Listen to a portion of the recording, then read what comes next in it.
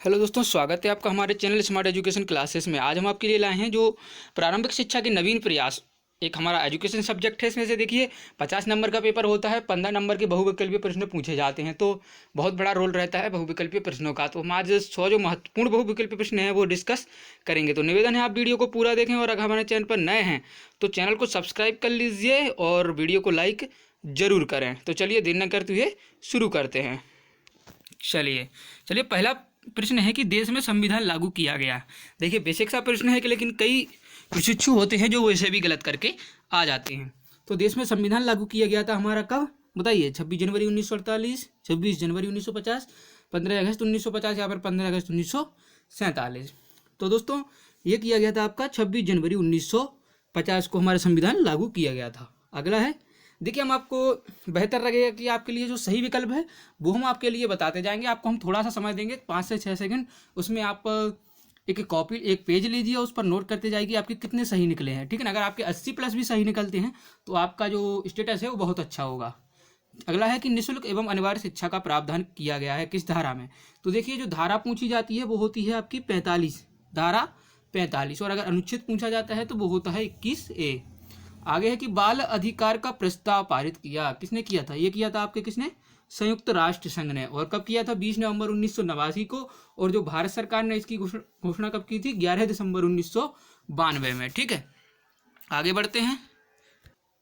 देखिए अगला दिया है कि भारतीय संविधान में शिक्षा क्या है? समवर्ती सूची में, राज्य सूची में, केंद्रीय सूची या फिर उपयुक्त में से किसी नहीं। तो देखिए जो भारत है वो शिक्षा किस में सम्मिलित किया गया है? संविधान की जो समवर्ती सूची है। समवर्ती सूची क्या होती है? जिसे केंद्र और राज्य दोनों जिस पर कानून बना सकते हैं, तो उसे इसमें सम्मिलित कर दिया गया है, ठीक है। आगे है, हमारे संविधान के किस अनुच्छेद में 6 से 14 वर्ष की आयु के बालकों को निःशुल्क व अनिवार्य शिक्षा की बात कही गई है? देखिए हमने आपको बताया था अभी कि जो हमारा अनुच्छेद 21A है उसमें ये बात कही गई है, ठीक है।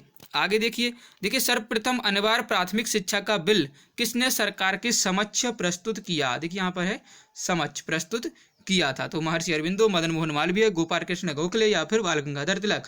तो देखिए जो आपके कौन है, ऑप्शन नंबर 4 जो आप देख रहे हैं, गोपाल कृष्ण गोखले, ठीक है ना। इन्होंने कहा प्रस्तुत किया था सरकार के समक्ष अनिवार्य प्राथमिक शिक्षा का बिल, ठीक है। आगे देखते हैं। चलिए आगे देखिए कि मिड डे मील कार्यक्रम प्राथमिक स्कूलों के लिए इस विचार से प्रारंभ किया गया था, किससे? नामांकन संख्या बढ़ाने के लिए, समुदाय को शामिल करने के लिए, अध्यापकों को व्यस्त करने के लिए या फिर रोजगार बढ़ाने के लिए। तो देखिए नामांकन संख्या बढ़ाने के लिए क्या किया गया था? मिड डे मील कार्यक्रम चलाया गया था। आगे सर्व शिक्षा अभियान का शुभारंभ हुआ था 2000 में, 2005 में या फिर 1991 अथवा 1950 में। तो देखिए इसमें कई बार क्या होता है कि 2 ऑप्शन दे दिए जाते हैं, 2000 या 2001, ठीक है। तो जो भी मिलता है वो आप करेक्ट लगा के आइए, वैसे सन 2000 में, ठीक है। आगे है, भारत में सर्वप्रथम कौन सी ईसाई मिशनरी आई थी? तो सर्वप्रथम कौन आए थे? पुर्तगाली, ठीक है। सर्वप्रथम पुर्तगाली मिशनरी भारत में आई थी। आगे बढ़ते हैं। अगला प्रश्न है कि भारत में ईस्ट इंडिया कंपनी का प्रवेश कब हुआ था? तो बताइए कब हुआ था? वो हुआ था 1613 के समथिंग, ठीक है। कौन सी कंपनी के माध्यम से भारत ब्रिटिश कालीन शिक्षा प्रारंभ हुई? पुर्तगाल India, Dutch India company, East India company या फिर फ्रांस इंडिया कंपनी। तो देखिए जो आपकी ईस्ट इंडिया कंपनी है, इससे क्या हुआ कि भारत में शिक्षा की शुरुआत हुई, ब्रिटिश कालीन शिक्षा की शुरुआत। शिक्षा में सनाई का सिद्धांत किसने लिया था? छनाई, निस्यदन। तो वो सिद्धांत दिया था आपके लॉर्ड मैकाले ने। अगला है कि लॉर्ड मैकाले ने अपना विवरण पत्र किसके पास प्रस्तुत किया था? तो देखिए ये किया था इन्होंने कब? आगे बढ़ते हैं, चलिए देखते हैं। लॉर्ड मैकाले ने अपना विवरण पत्र कब किया था? ये किया था इन्होंने, देखिए 4 ऑप्शन दिए गए हैं। 2 फरवरी 1835। बहुत ही इंपॉर्टेंट क्वेश्चन है दोस्तों, लॉर्ड मैकाले से 5 से 6 नंबर का आपसे पूछा ही जाता है। तो ये किया था इन्होंने 2 फरवरी सन 1835 में किया था, ठीक है ना। 1835 भी याद रहेंगे तो आप करेक्ट करके आएंगे, लेकिन इसमें भी डेट भी पूछी गई है। तो 2 फरवरी 1835 को शिक्षा छनाई का सिद्धांत लागू किया गया, जन शिक्षा हेतु, यूरोपीय वासियों की शिक्षा हेतु, उच्च वर्ग की शिक्षा हेतु और निम्न में से किसी के लिए। तो देखिए जन शिक्षा हेतु क्या किया गया था? शिक्षा में छनाई का सिद्धांत लागू किया गया था। कलकत्ता मदरसा की स्थापना किसने की थी? वारेन हेस्टिंग ने। किसने दोस्तों? वारेन हेस्टिंग ने, ठीक है। चलिए आपको सही विकल्प बताते चल रहे हैं, आपका भी समय बचेगा और वीडियो अधिक लंबा भी नहीं होगा क्योंकि समय भी आपके पास बहुत कम है, ठीक है। कलकत्ता विश्वविद्यालय की स्थापना वारेन हेस्टिंग द्वारा की गई थी। आगे देखिए, बहुत से व्यक्तियों को थोड़ा सा ज्ञान देने की अपेक्षा थोड़े व्यक्तियों को बहुत सा ज्ञान दे देना अच्छा होता है। किसने कहा था? ये कहा था आपके लॉर्ड मैकाले ने, ठीक है ना। कि आप अधिक व्यक्तियों को ज्ञान ना देने की अपेक्षा उच्च वर्ग है उसको ज्ञान दें। कंपनी के आज्ञा पत्र में परिवर्तन किस सन में हुआ था? ये हुआ था दोस्तों कब? आपका 1853 में, ठीक, 1853 में जो आज्ञा पत्र आया था उसमें कंपनी के आज्ञा पत्र में परिवर्तन किया गया था। वुड का घोषणा पत्र, देखिए हर बार पूछा जाता है, तो 1854 सभी को पता है। आगे देखिए, वुड के घोषणा पत्र की प्रमुख सिफारिश क्या थी? इन्होंने तो जो सिफारिश की थी, इन्होंने की थी कि नए विश्वविद्यालय स्थापित किए जाएं, ठीक है ना। पुराने जो थे वो तो हैं, उनमें सुधार किया जाए और नए भी उपलब्ध किए जाएं। अगला है कि इस घोषणा पत्र के अनुसार अब भारत का सर्वोच्च शिक्षा अधिकारी क्या कहलाता था? तो वो क्या कहलाता था दोस्तों? जन शिक्षा संचालक, ठीक है, जन शिक्षा संचालक। कलकत्ता तथा बम्बई में विश्वविद्यालय की स्थापना का आदर्श किसे बनाया गया? तो ये बनाया गया था कि लंदन विश्वविद्यालय के थे जो उनके आदर्श बनाया गया था, उनके आधार पर इसका शिलान्यास किया गया था। हंटर कमीशन किसे कहते हैं? भारतीय शिक्षा आयोग, मुदालियर आयोग, माध्यमिक शिक्षा आयोग और राष्ट्रीय शिक्षा आयोग। तो देखिए ये कहते हैं भारतीय शिक्षा आयोग को, भारतीय शिक्षा आयोग को क्या कहते हैं? Hunter commission. और राष्ट्रीय शिक्षा आयोग को क्या कहते हैं? कोठारी आयोग, ठीक है ना। शिक्षा आयोग, मुदालियर आयोग को माध्यमिक शिक्षा आयोग, ठीक है, ये सब है। आगे 1882 के प्रथम शिक्षा को किस अन्य नाम से पुकारा जाता है? 1882 की जो शिक्षा थी उसे किस नाम से पुकारा जाता है? हंटर आयोग। 1882 इसका सन है, ठीक है। भारतीय शिक्षा आयोग का गठन कब किया गया था? तो ये किया गया था 3 फरवरी 1882 को भारतीय शिक्षा आयोग का गठन किया गया था। हंटर आयोग ने भारतीयों को शिक्षा का उत्तरदायित्व देने का सुझाव देकर तथा उसे देश में क्या आर्थिक बोझ, राष्ट्रीय चेतना जागृत की, शिक्षा को मिशनरियों के अधीन किया, उपरोक्त में से कोई नहीं। तो उन्होंने क्या किया था? राष्ट्रीय चेतना को जागृत किया था हंटर आयोग ने, ठीक है। आगे बढ़ते हैं। अगला प्रश्न है कि हंटर कमीशन ने प्रमुख रूप से ध्यान दिया किसमें? प्राथमिक शिक्षा पर, माध्यमिक शिक्षा पर, उच्च शिक्षा या फिर व्यवसाय। तो इन्होंने दिया था आपका प्राथमिक शिक्षा पर, ठीक है। लॉर्ड कर्जन भारत के गवर्नर जनरल बने, कब बने थे दोस्तों? 1899 बने थे। 1900 की शुरुआत होने वाली थी और 1800 का अंत था, ठीक है। शिमला सम्मेलन हुआ था, कब हुआ था? 1901 में। ये प्रश्न पूछा जा सकता है क्योंकि रिपीटेड क्वेश्चन है, ठीक है। भारतीय विश्वविद्यालय अनुदान आयोग का गठन कब हुआ? विश्वविद्यालय अनुदान आयोग का गठन पूछा गया है, ठीक है दोस्तों। तो ये हुआ था आपका कब? 27 जनवरी 1902 में, ठीक है।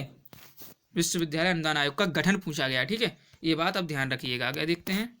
चलिए अगला प्रश्न है कि कर्जन ने अपनी शिक्षा नीति को एक सरकारी प्रस्ताव के रूप में कब प्रकाशित किया? तो ये किया था उन्होंने 11 मार्च 1904 को, ठीक है। राष्ट्रीय शिक्षा आयोग के अध्यक्ष कौन थे? राष्ट्रीय शिक्षा आयोग पूछा गया है तो डॉक्टर DS कोठारी, दौलत सिंह कोठारी। राष्ट्रीय शिक्षा आयोग या फिर कोठारी आयोग।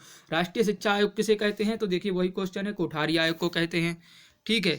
एक और क्वेश्चन देखिए उसी से। राष्ट्रीय शिक्षा आयोग का गठन 1964-66, ठीक है। राष्ट्रीय शिक्षा आयोग का अध्यक्ष कौन? प्राथमिक शिक्षा आयोग का अध्यक्ष, माध्यमिक शिक्षा आयोग का अध्यक्ष, विश्वविद्यालय अनुदान आयोग का अध्यक्ष। तो कौन थे? विश्वविद्यालय अनुदान आयोग के अध्यक्ष थे प्रोफेसर DS कोठारी, ठीक है। आगे बढ़ते हैं। देखिए थोड़ा ब्लर हो जाता है, हम थोड़ा वेट कर लेते हैं, ठीक है। 1985 में किस राष्ट्रीय शिक्षा नीति पर विचार विमर्श किया गया? 1985 में किस पे? जो 1968 की राष्ट्रीय शिक्षा नीति थी उस पर विचार किया गया था। भारतीय संविधान के किस अनुच्छेद के अनुसार 14 वर्ष के बालक बालिकाओं के लिए निःशुल्क अतः अनिवार्य शिक्षा की व्यवस्था की जाएगी? तो कौन सी धारा थी? वो थी 45, ठीक है। राष्ट्रीय शिक्षा नीति के अनुसार पूरे देश में निम्न शैक्षिक ढांचे को अपनाने का सुझाव दिया गया। तो कौन सी थी? वो 10+2+3, ठीक है, जो अभी चल रही है। जनता सरकार द्वारा घोषित नई शिक्षा नीति के अनुसार शैक्षिक संरचना के स्तर हैं कितने? बताइए। 8 वर्ष की प्रारंभिक शिक्षा, +4 की माध्यमिक शिक्षा और +3 की उच्च शिक्षा। देखिए तो उपरोक्त सभी इसका सही उत्तर होगा। आगे बढ़ते हैं। देखिए दोस्तों, चलिए ये ठीक हो जाता है। चलिए 39वां है कि नई राष्ट्रीय शिक्षा नीति 1986 के अंतर्गत प्रारंभिक शिक्षा को राष्ट्रीय तथा निःशुल्क बनाने के लिए कौन सी योजना निर्मित की गई थी? तो कौन सी की गई थी दोस्तों? ये थी आपकी ऑपरेशन ब्लैक बोर्ड, ठीक है ना। ऑपरेशन ब्लैक बोर्ड चला गया था निःशुल्क बनाने के लिए, ठीक है ना, 1986 के बाद। आगे है सन 1992 में किस राष्ट्रीय शिक्षा नीति का संशोधित स्वरूप पेश किया गया था? 1992 में कौन सी थी? 1986 की संशोधित, जिसे कार्यान्वयन कार्यक्रम 1992 भी कहा जाता था। राष्ट्रीय शिक्षा नीति 1992 के संशोधित कार्यक्रम में कितने खंड थे? 23 खंड थे, ठीक है दोस्तों। आगे राष्ट्रीय शिक्षा नीति 1986 की समीक्षा के लिए श्री राममूर्ति की अध्यक्षता में समिति का गठन किया गया था। तो देखिए अगर आप इसका सन भी 1990 याद कर लेते हैं तो आपको बेहतर रहेगा, ठीक है ना। 7 मई 1990। प्रोफेसर यशपाल समिति से पूर्व किस समिति ने छात्रों पर पढ़ाई का बोझ की चिंता व्यक्त की थी। तो ये की थी, देखिए पटेल समिति ने भी की थी, एनसीईआरटी के कार्यदलों ने भी की थी और आचार्य राममूर्ति, तीनों ने की थी। प्रोफेसर यशपाल समिति का गठन भारत सरकार ने कब किया? यशपाल समिति कब आई थी? मार्च 1992 में। ठीक है दोस्तों, आगे है स्कूल चलो अभियान। देखिए पढ़ लेते हैं, ठीक कर लें इसके लिए। चलिए ठीक है, स्कूल चलो अभियान साक्षरता किसका मतलब किसका अंग है? तो ये है आपका सर्व शिक्षा अभियान का अंग है स्कूल चलो अभियान, ये कनेक्ट है एक दूसरे से। ठीक है, आगे है कस्तूरबा गांधी विद्यालय योजना संबंधित है किससे? प्राथमिक शिक्षा से, उच्च शिक्षा, प्राथमिक बालिका शिक्षा या फिर माध्यमिक शिक्षा से? तो ये दोस्तों किससे? प्राथमिक बालिका शिक्षा यहाँ पर बताया गया, लेकिन अब उच्च शिक्षा तक विस्तृत इसको कर दिया गया है। ठीक है, कस्तूरबा गांधी विद्यालय योजना का क्षेत्र क्या है? तो क्या था इसका?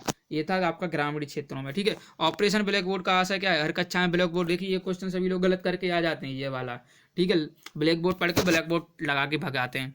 हर कक्षा में ब्लैक बोर्ड लगाना, हर कक्षा में चौक पहुंचाना। देखिए आगे के विकल्प हम चलिए, जो उत्तर है देखिए क्या है? हर कक्षा में पाठ्य सामग्री की व्यवस्था करना, इसका सही उत्तर है। साक्षरता से क्या तात्पर्य है? सभी पढ़ लिख जाएं, सभी पढ़ कम से कम पढ़ना लिखना सीखें। देखिए सही वाला है कौन सा? कि सभी कम से कम पढ़ना लिखना सीखें। स्कूल चलो अभियान में किस कक्षा तक के बालकों को आकर्षित करने की योजना थी? कितने के लिए थी? 1 से 8 तक के लिए। ठीक है, आगे है ऑपरेशन ब्लैक बोर्ड कब आरंभ हुआ? कब हुआ था दोस्तों? 1987-88 में। ठीक है, आगे सर्व शिक्षा अभियान 6 से 14 वर्ष के बालकों के लिए। उत्तर प्रदेश में मिड डे मील देखिए कब हुआ था? 1995-96। ठीक है, आगे राष्ट्रीय शैक्षिक ये देखिए राष्ट्रीय शैक्षिक अनुसंधान तथा प्रशिक्षण परिषद नई दिल्ली द्वारा किस वर्ष में प्राथमिक व माध्यमिक विद्यालयों के शिक्षकों हेतु विस्तृत अभिविन्यास कार्यक्रम, ठीक है, कब आया था? ये आया था आपका 1986 में। देखिए जितने भी कई प्रकार के जो आयोग वगैरह हैं वो कब 1986-87 के समथिंग ज़्यादातर आए थे। ठीक है, जब राष्ट्रीय शिक्षा नीति का निर्माण हुआ था। भारत में देशव्यापी शिशु, और उस समय देखिए राजीव गांधी की सरकार थी। भारत में देशव्यापी शिशु शिक्षा कार्यक्रम का संचालन कब हुआ था? ये भी देखिए, ये हुआ था 2 अक्टूबर 1975 में। कौन सा? शिशु शिक्षा कार्यक्रम। ठीक है, प्री विद्यालय कार्यक्रम जो आगे बढ़ाने हेतु किन अभिकरणों द्वारा किए गए जाते हैं? शिक्षा शिशु केंद्र, आंगनबाड़ी केंद्र और उपरोक्त दोनों, देखिए दोनों के द्वारा किए जाते हैं। ठीक है ना, प्री विद्यालय कार्यक्रम जैसे आंगनबाड़ी भी कहते हैं। संपूर्ण साक्षरता अभियान को कितने भागों में बांटा गया? संपूर्ण साक्षरता व साक्षरता के पूर्व कार्यक्रम, सतत विकास के कार्यक्रम। ठीक है, और आगे देखते हैं दिया है उत्तर साक्षरता कार्यक्रम और उपरोक्त सभी। तो ये तीनों जो हमने आपके लिए विकल्प बताए हैं वो तीनों इसके सही उत्तर होंगे। अनिवार्य प्राथमिक शिक्षा का बिल सर्वप्रथम किसने सरकार के समक्ष प्रस्तुत किया था? तो वो किया था देखिए गोपाल कृष्ण गोखले जी ने। ठीक है, और कोई आप लगाकर कतई ना है। वैदिक काल में शिक्षा का माध्यम क्या था? वैदिक काल देखिए क्या थी? वैदिक संस्कृत थी। बौद्ध में क्या थी? पाली भाषा। ठीक है ना, और मुगल कालीन शिक्षा अरबी फारसी आए थे। ठीक है ना, आगे है भारत में इंडिया कंपनी का प्रवेश कब हुआ? देखिए 1600, India company, East India company कहते हैं प्रवेश। ठीक है ना, 1600 में। आगे आता है नीचे की ओर निस्यंदन का सिद्धांत के प्रतिपादक कौन थे? निस्यंदन का सिद्धांत लॉर्ड मैकाले, छिनाई का सिद्धांत जिसे कहा जाता है। विश्वविद्यालय अनुदान आयोग की स्थापना कब हुई थी? 1953 में हुई थी। ठीक है, स्थापना पूछा गया यहाँ पर। माध्यमिक शिक्षा आयोग के अध्यक्ष कौन थे? तो वो थे डॉक्टर LS मुदारिया। जिला शिक्षा एवं प्रशिक्षण परिषद की स्थापना 1987, देखिए 87-86 के समथिंग ज़्यादातर है। इंदिरा गांधी राष्ट्रीय मुक्त विश्वविद्यालय की स्थापना 1986। ठीक है, आगे किस शिक्षा प्रणाली में महिलाओं की शिक्षा को पुरुषों की तुलना में कम अहमियत दी गई? कौन सी? ब्रिटिश शिक्षा। ठीक है, ब्रिटिश शिक्षा में मतलब पुरुषों को अधिक महत्व नहीं दिया गया, महिलाओं को भी सम्मान मिला है। वुड डिस्पैच की संस्तुति के आधार पर विश्वविद्यालयों की स्थापना की जानी चाहिए थी। कहाँ कहाँ? कलकत्ता, मद्रास, मुंबई। ठीक है ना, देखिए वाराणसी का कोई रोल नहीं था, हमने पढ़ाया है आपके लिए, पूरे चैप्टर कवर कराए हैं। दिल्ली का कोई रोल नहीं था। ठीक है ना, इसमें भी दिल्ली है, तो ये वाला ऑप्शन आपका सही हो जाता है। ठीक है, आगे देखिए हम आप चलिए हमारे संविधान के किस अनुच्छेद में 14 वर्ष की आयु के बालकों की निःशुल्क एवं अनिवार्य शिक्षा की बात कही गई है? किसमें की गई है? अनुच्छेद 45, धारा 45। ठीक है, आप इनको क्वेश्चन गलत करके कतई ना है। बुनियादी शिक्षा का प्रत्यय दिया था किसने? महात्मा गांधी ने। ठीक है ना, प्रौढ़ शिक्षा, बुनियादी शिक्षा इन्होंने दिए थे, 1937 में दी थी ये। ठीक है, कोठारी कमीशन ने शिक्षा व्यवस्था को कितने स्तरों में बांटा था? वो बांटा था इन्होंने 6 में। ठीक है, बहुउद्देशीय विद्यालय किसके द्वारा प्रस्तुत किए गए थे? किसने दी थे? मुदालियार आयोग, माध्यमिक शिक्षा आयोग। ठीक है, आगे ये गड़बड़ हो जाता है। NCERT कब एक शासी संस्था के रूप में स्थापित हुई? NCERT पूछा गया 1961 में स्थापना। ठीक है, मुक्त विश्वविद्यालय की स्थापना की संतुष्टि दी गई किसने, NPE, ठीक है ना, 1986 के द्वारा, राष्ट्रीय शिक्षा नीति, ठीक है ना। वैदिक शिक्षा का मुख्य केंद्र क्या था दोस्तों, तो वैदिक शिक्षा का मुख्य केंद्र था देखिए तक्षशिला, ठीक है, ध्यान रखिएगा, गलत करके मत आइएगा आप, एग्जाम में ये पूछे जाने हैं। संविधान की समवर्ती सूची में शिक्षा को स्थान कब मिला, देखिए जो 1976 का संशोधन हुआ था, जब DPEP district primary education programme किसे कहते हैं, जिला प्राथमिक शिक्षा कार्यक्रम को। राष्ट्रीय शिक्षा नीति में संशोधन किस सन में हुआ था, किस सन में, हमने आपको बताया था ना, कार्यान्वयन कार्यक्रम 1992, ठीक है। देखिए रिपीटेड क्वेश्चन है, कोई ज़्यादा हैवी क्वेश्चन नहीं है, आप आराम से करके आएंगे सही। कोठारी कमीशन कब बना था, देखिए कोठारी कमीशन आप देखिए आता भी नहीं होगा तो 1964 लगा के आएंगे, अगर आपने एक बार पूरा सिलेबस हमारे साथ कवर किया होगा, देखिए, ठीक है। आगे देखते हैं दोस्तों, आपका जो भी टॉपिक कवर नहीं है, आप प्लेलिस्ट का लिंक डिस्क्रिप्शन में दिया गया है, वीडियो को लाइक करें, वहां से जाकर प्लेलिस्ट में देखिएगा, ठीक ना, उस टॉपिक को अच्छा कर लीजिएगा। बहुउद्देशीय माध्यमिक विद्यालय किसकी सिफारिश से खुले थे, किसकी से खुले थे, मुदालियर आयोग, देखिए बताया था अभी आपको। राष्ट्रीय शैक्षिक अनुसंधान एवं प्रशिक्षण परिषद NCERT कब, 1961 में बताया हुआ है। प्रौढ़ शिक्षा के स्थान पर समाज शिक्षा का प्रयोग किसने दिया था, मौलाना आजाद द्वारा दिया गया था। राष्ट्रीय जनसंख्या शिक्षा परियोजना कब, 1980 में, राष्ट्रीय जनसंख्या शिक्षा, ठीक है, जनसंख्या शिक्षा 1980 में। आगे देखिए, राष्ट्रीय एकता कमेटी की अध्यक्षता किसने की थी, डॉक्टर संपूर्णानंद ने राष्ट्रीय एकता कमेटी की अध्यक्षता। बौद्ध शिक्षा का प्रमुख केंद्र क्या था, नालंदा विश्वविद्यालय। तक्षशिला किसका था, बुद्ध वैदिक शिक्षा का, ठीक है। निस्यंदन सिद्धांत प्रणाली किस वर्ग की शिक्षा पर बल दिया गया था, उच्च शिक्षा, जिसमें उच्च शिक्षा लोगों से छन छन कर कैसे पहुंचेगी, निम्न वर्ग के। हिमालय, जिस प्रकार हिमालय से बहकर कई नदियां कई भागों में विभक्त हो जाती हैं और पूरे रूप से सिंचाई करती हैं। मदरसा का संबंध किससे था, देखिए मदरसे थे आपके उच्च शिक्षा से, और मकतब हमने क्या बताया था आपके लिए, प्राथमिक शिक्षा से। चलिए, बौद्ध शिक्षा में शिक्षा का माध्यम क्या था, देखिए बौद्ध शिक्षा में पूछा गया है तो क्या था, पाली भाषा। देखिए संस्कृत में किस में थी, वैदिक सभ्यता में, ठीक है। आगे NCT एक संसद में पास हुआ, कब हुआ था, 1993 में पास हुई थी NCT, ठीक है। उपनयन संस्कार का शाब्दिक अर्थ क्या होता है, पास ले जाना, किसके, गुरु के। आगे देखिए, बहुत ही शानदार दोस्तों बहुविकल्पीय प्रश्न है, ठीक है। भारत में दूरस्थ शिक्षा का प्रयोग किया गया किससे, 15 से 35 वर्ष की आयु के लिए, ठीक है ना, जो बच्चे थे मतलब वयस्क कह सकते हैं उनके लिए। बुड का आदेश पत्र 1854, देखिए रिपीट हुआ है। पराविद्या संबंधित है, क्वेश्चन इंपोर्टेंट है, किससे, आध्यात्मिक ज्ञान से पराविद्या संबंधित है, स्टार लगा लीजिए इस क्वेश्चन पर, ठीक है। आगे, बौद्ध साहित्य संरक्षित है कहाँ, देखिए बौद्धों का ग्रंथ है त्रिपिटक जिसे कहा जाता है, उसमें। स्वतंत्रता पूर्व भारत में किसका नाम प्राथमिक शिक्षा के प्रसार के लिए लिया जाता है, प्राथमिक शिक्षा के प्रसार के लिए किसका, गोपाल कृष्ण गोखले जी को, ठीक है। महात्मा गांधी मत लगा के आइए आप। आगे है, किस प्रकार के लिए विश्व बैंक ने सहयोग दिया था, डिस्ट्रिक्ट प्राइमरी एजुकेशन, ठीक है ना, इसके लिए सहयोग दिया था, जिला प्राथमिक शिक्षा कार्यक्रम। राष्ट्रीय प्रौढ़ शिक्षा कार्यक्रम शुरू होने का वर्ष था, कब था दोस्तों, ये देखिए दो आपको 1986-88 मिल सकते हैं, देखिए ज़्यादातर 88 सही बताया गया है बहुत सी जगह, ठीक है। आगे 1947 में शिक्षक का प्रशिक्षण महाविद्यालयों की संख्या कितनी थी, 15 है, ठीक है ना, 1947 के समय। आगे बढ़ते हैं, चलिए ये 2-3 और रह गए हैं। राष्ट्रीय अध्यापक शिक्षा परिषद के कार्यारंभ का वर्ष था, कितना था, 1993, ठीक है। द्विभाषी सूत्र संबंधित है, द्विभाषा का सूत्र किसने दिया था, मुदालियर आयोग ने, ठीक है। और भारतीय शिक्षा परिषद किस शिक्षा के विकास हेतु कार्य करती है, जो भारतीय शिक्षा परिषद है वो किसके लिए, शिक्षकों को प्रशिक्षण दिया जाए, क्या क्या सुधार किया जाए उस पर कार्य करती है। तो दोस्तों ये थे 100 बहुविकल्पीय प्रश्न, बहुत ही इंपॉर्टेंट प्रश्न है दोस्तों। अगर आपको नहीं होते हैं, आप एक बार देखिए वीडियो को, 2 बार देखिए, 20 मिनट का वीडियो है, लेकिन आपके इससे 10 से 15 नंबर और ज़्यादा भी नंबर कह सकते हैं, क्योंकि बहुविकल्पीय जो आने हैं उन्हीं में से आपकी लघु उत्तरीय और अति लघु उत्तरीय क्वेश्चन आएंगे। और अगर आपको वीडियो अच्छा लगा है तो वीडियो को लाइक करिए और दोस्तों के साथ शेयर कर दें ताकि उनकी भी हेल्प हो सके। मिलते हैं अगले वीडियो में। जय हिंद, जय भारत।